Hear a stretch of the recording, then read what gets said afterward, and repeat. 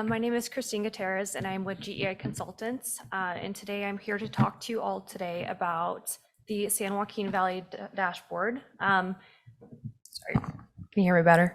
Thank you. Sorry.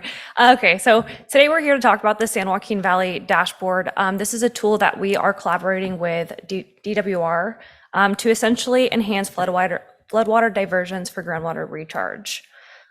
So for today's presentation, we will be talking about our ongoing outreach efforts to agencies, the dashboard itself and how it will benefit both diverters and flood agencies, additional features and data sets that we will be incorporating into the dashboard itself to help maximize flood management and planning, and challenges for implementations and our next steps for getting the dashboard out to all of you to be able to utilize it for this upcoming water year.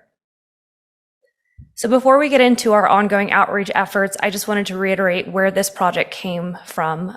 So with the recent passing, the recent executive orders earlier this year and the trailer bill language that followed, this really came about to better enhance system-wide coordination needed to maximize potential recharge. So per Water Code 1242.1, diversions do not require a permit if a local flood agency with defined flood stages makes public notification of that flood threat. So essentially, this also requires that diverters who divert that water for groundwater recharge also have to report this to both the State Water Board and their local GSAs. And so again, it highlighted this issue where there's a lot of information out there, and how do we best implement this so that diverters know when they can divert, where they can divert, and who to contact to better maximize this process. So with that, one thing I really want to iterate for this process, the success of the dashboard really relies on the local input from agencies and diverters in order to make this a usable tool that's going to enhance this process. So before we started developing the dashboard, we really wanted to sit down with the local agencies who are involved on the ground day to day with the flood management, but also with their growers and working on recharge activities throughout the San Joaquin River system. So these are a few of the questions that kind of came out of this process, really focused on learning the who's who of flood management. And so what this entails is, what is the jurisdiction? What are their local defined flood stages? And how are they best implementing their practices to enhance this process? So with that, our goal was mainly to reach out to these agencies, essentially confirm their defined flood stages, their area of jurisdiction, and their flood communication protocols. And what we actually learned is that this varies throughout the San Joaquin River system. Some areas flood is very well managed. They know who their agency is. They have local defined triggers, and they get the resources out quickly. In other areas, when these executive orders were released with the following trailer bill language as well, it was very unclear who the agency responsible for declaring this flood a threat was. They didn't have locally defined flood triggers, nor did they have a plan to kind of get the word out there and facilitate these diversions. So again, that varies very much so throughout the entire area, but that is definitely a key point that we do definitely need increased coordination for this process. We also wanted to initiate conversations about establishing these flood stations and these local triggers if the agencies do not already have that, and also discuss ways to incentivize growers to divert flood water for recharge. That's something that we've talked about tremendously over the last 2 days. Some GSAs do have credit systems in place where if they do divert water for floodwater recharge, they get a credit. Others do not. And so in some areas it worked very well. In others, the question was, well, what's my incentive for diverting? So that's another thing that we are working with the local GSAs to kind of figure out how best to go about this process to incentivize growers. So with that, I'll get into the dashboard itself. So the key aspect of the dashboard, we really want to make it an integrated flood forecasting and reporting tool for both agencies and diverters to maximize groundwater recharge in the San Joaquin Valley. So it will be an overarching resource center for flood management and flood emergency response operations. So for the agencies, they'll be able to come in, see real time what's going on in the system, if they need to make notification for when those flood threats are occurring. And for a grower, they can go into the system and say, in my area is flood occurring. Can I divert? If so, how do I go about that process? So for that, our team is working to have the beta version of the dashboard available in 2023. So come January, we are hoping that this tool will be publicly available for you to test, provide feedback, and utilize, if there are floodwaters available for diversion. So with that, some of the core features of the dashboard will have real-time and forecasted flows, ability for agencies to make that public notification that's required under the trailer bill language, and see in real time where diversions and inundation is occurring. And of course, we will also be having the flood jurisdictions in there as well. But like I said earlier, this is really reliant on our outreach efforts. This information is not largely publicly available. And when we did an initial desktop assessment of, who's the flood management agencies in the area, it was largely unknown throughout the system. So that's something that we're really working on to obtain. Some agencies over this past year have stepped up and claimed that role, or they're in the process of defining, in the county, who's the best for that. Is it the GSA? Is it the county itself? So that's something that's really pending future outreach. And then we will also be incorporating flood routing modeling. So we will be utilizing reservoir releases to model in-stream flows. And so we are less reliant on the use of stations and gauges that don't cover the entire system. So the dashboard itself, visually, you'll be able to access the dashboard through a channel cross-section. So you can go online, select your area, that certain cross-section for a specific reach of the system, and you can visually see where the flow is occurring. So the channel cross-section itself, it includes the latest channel geometry from LiDAR, and it utilizes currently the nearest forecast engaged data to indicate what the current flow is. And then lastly, and most importantly, it will include that identified flood stage. And again, as I mentioned earlier, the local flood stages are really what is key to this dashboard. This is something that we've had many discussions with flood agencies on how best to gather and obtain that information, since it's not publicly available in most areas.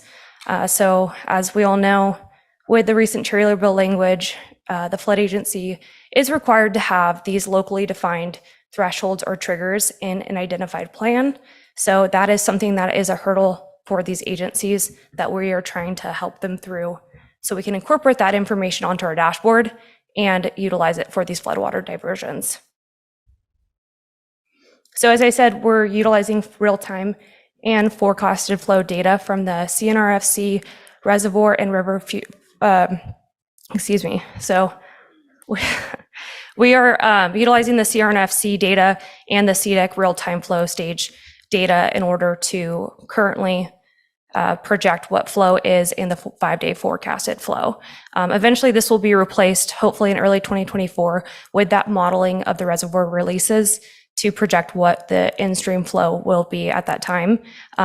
This is largely because the CNRFC and the CDEC stations do not provide significant amount of coverage to be able to accurately forecast and prepare for these diversions.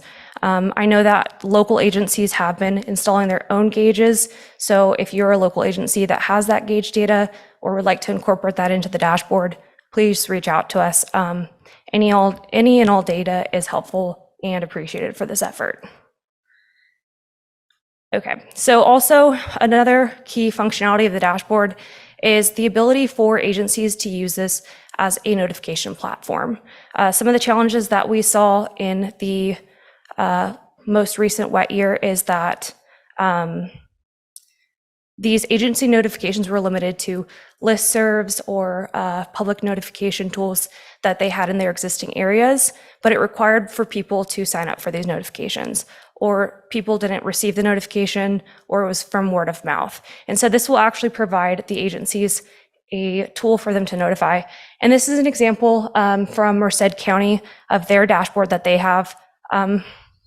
So this example is more for flood evacuation purposes, but for this illustration, blue indicates red, or blue indicates road closures, purple is evacuation warning, and yellow and red show the flow areas. So similar coloring will be applied to our dashboard, where if you're a diverter and you're looking to see whether or not you can divert, for example, it might like light up as yellow, indicating that we're nearing that flood trigger. We're not quite there. And if it hits red, that means the agency has notified that you've met the eligible conditions and you're able to divert. So benefits to flood agencies, I'm just going to go quickly through this since we've talked a lot about this, but the biggest thing for both flood agencies and diverters is the ability to prepare. So a lot of these agencies don't have their own monitoring systems, or the data that they do have access to is scattered on various state, local, regional websites. And so we really want to make this a one-stop shop for all of that information. So as a flood agency, you can go in and see where the gauges are, where the flows are occurring on the system, and you will also be able to notify through this dashboard. And for diverters, again, this is really a tool for you to utilize in order to prepare for these diversions.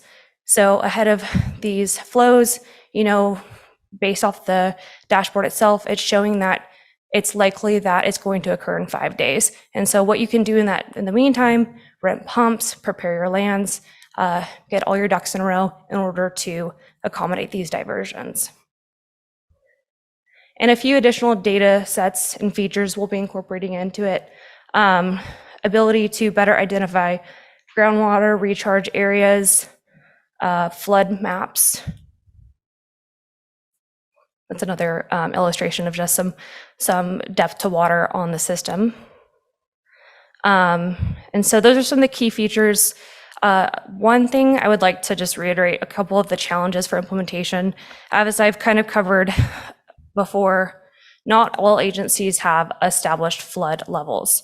And so with that, they also don't have established plans, and they don't have the data or the resources necessary in order to implement this process.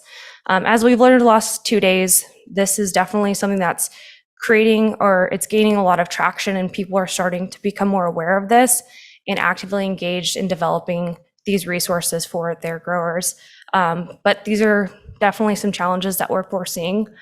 And like I said earlier, this isn't applicable to the whole system. Some areas, flood management is very locked in, dialed in. Others, they're kind of new to that.